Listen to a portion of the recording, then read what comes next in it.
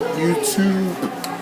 This is important video here. Important video. Hope you will see and behold this as an important video, because I find out everybody's important is not really important, because they created priorities that produced a principle that gave them an idea of how to see what's right and what's wrong concerning their viewpoint. But that's another message though. But the thing is, this message is very important. Very important. And maybe seems simple to your viewpoint of looking at this ideal message, but I hope you seek after this. And I tell people, if you go on Bible Gateway, please gateway this message. But the topic of this message is talking about the reality of being wise in your own conceit. Being wise in your own conceit. Oh man, what the worst.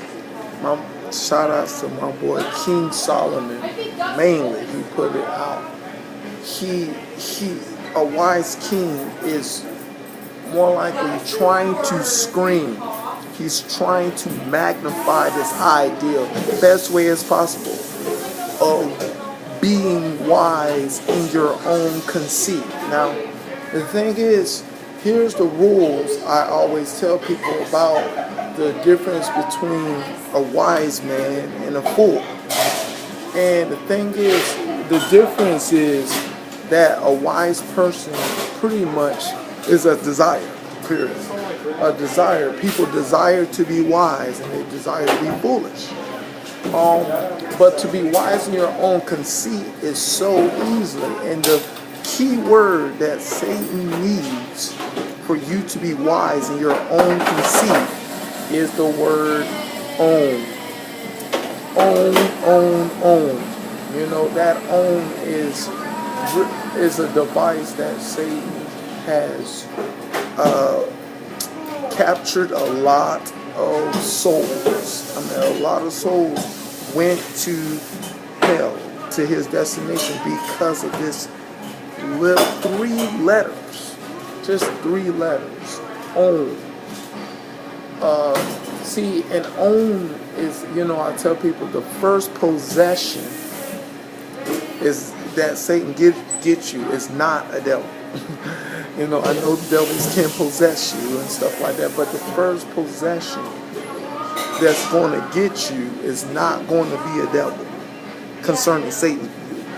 But the first possession Satan is trying to get you to his trap that he has got billions of people all throughout human history is own.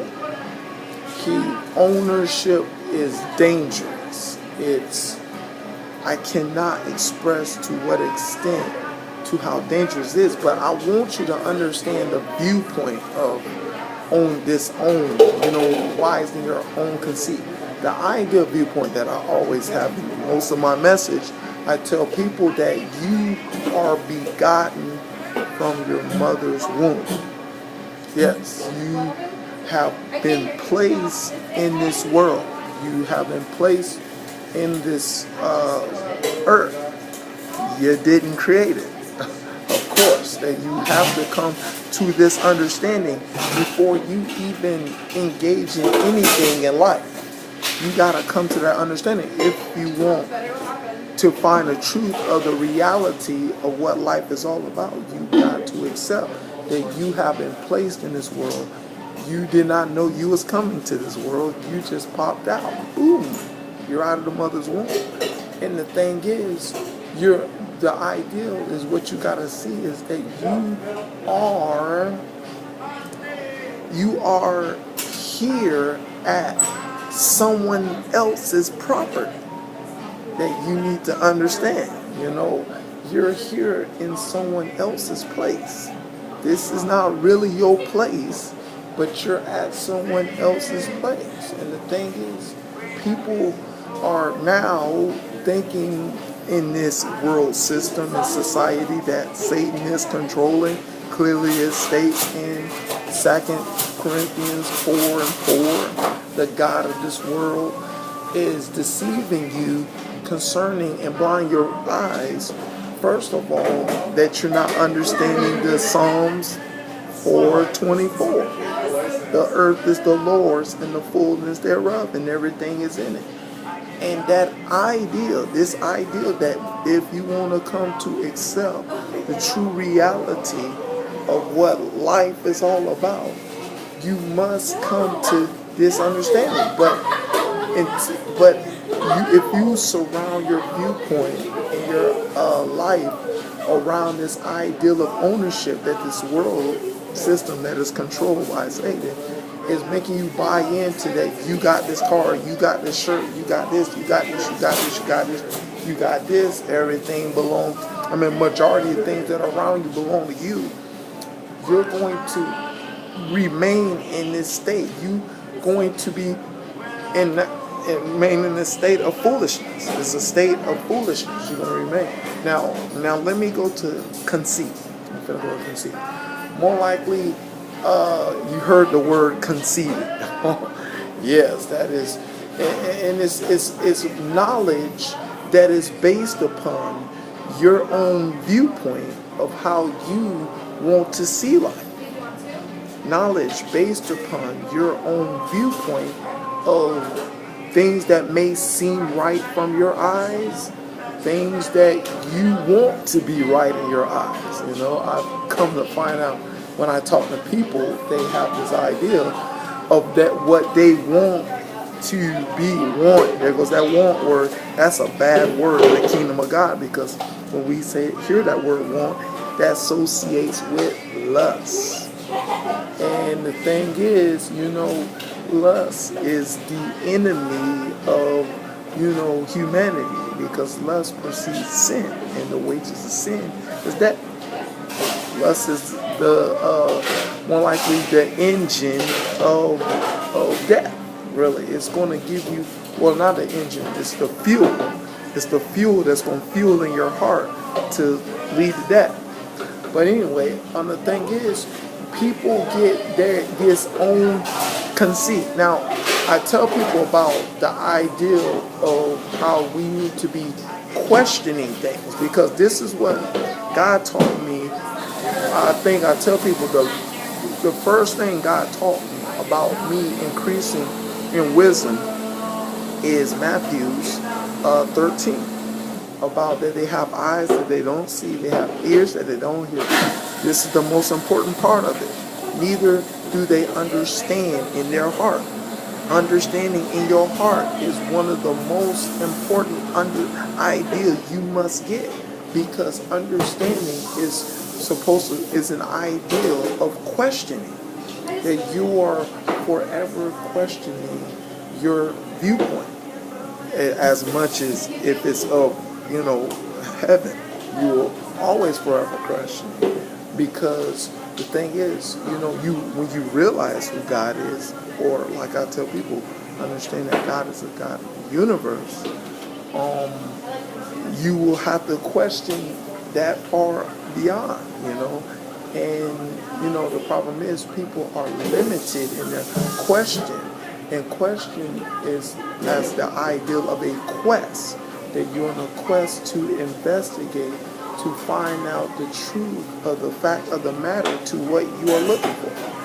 The problem of people that become conceited is that they gathered up knowledge based upon what they know of concerning their viewpoint in life and another person's viewpoint in life, and they more likely consider it as something right, and it seemeth right in their eyes, as what the scriptures always reflect. There's a lot of scriptures that talk about it seemeth right in their own eyes, that they come to as what a scripture said, they deceive their own self, because they took the viewpoint of their perspective concerning the knowledge of your own mind as reality, because it's right to somewhat degree. Or I did a message about the reality of seeing, that Satan used this word as a destructive device to lure people in his traps. Things that seemeth right, that word seemeth is Satan, killed a lot of people, with this idea, and that he's still using it, and people are going by what seems right within their own viewpoint. Now, like God taught me about honesty. Honesty will ask the question: are you sure that that is correct?